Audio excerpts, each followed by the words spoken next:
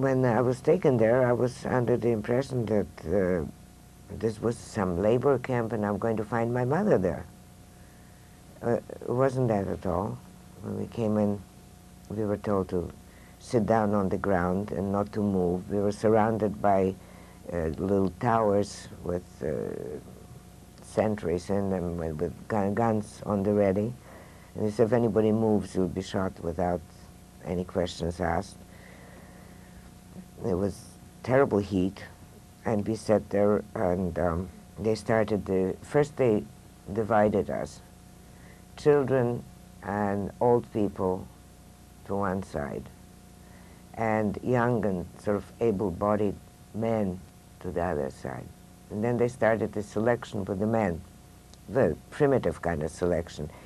They made a circle, and they stood there. There was the German, whom I remember very well, who looked like a parody of how you see them, with a monocle, white gloves, and a whip, a leather whip, and a impeccable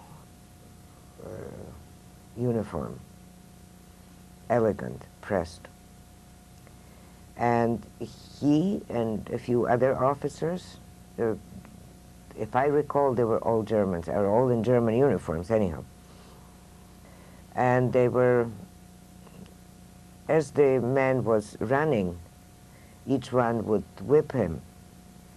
And judging by his performance, he was put on one side or another.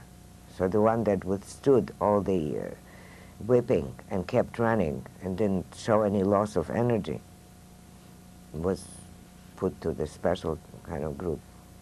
We sat in the heat, and then they brought out kettles of water, and they said water.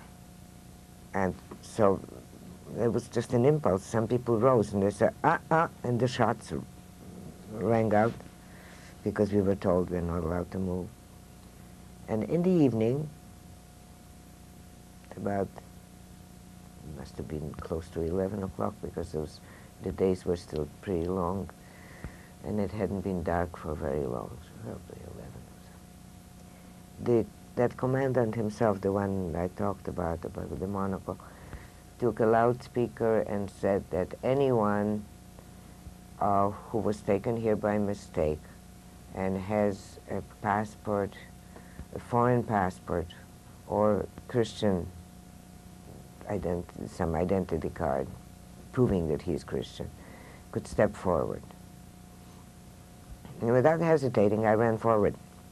And he asked me what I wanted, and I said that I'm not Jewish. How were you caught? And I said, well, I went, they told me that the Jews are being taken away and that you can get some stuff, clothes, and that they're giving stuff away. So my mother sent me.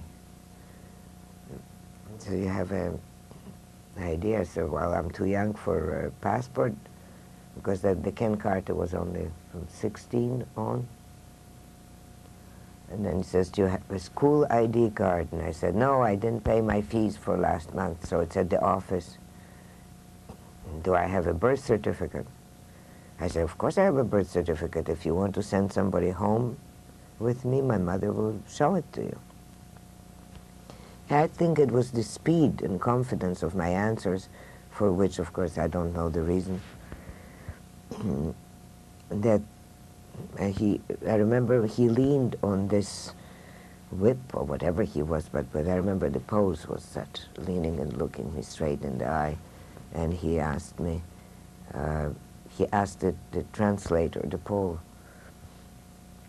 how to say if I'm Jewish, and he said it with a sort of German accent, but said it in Polish.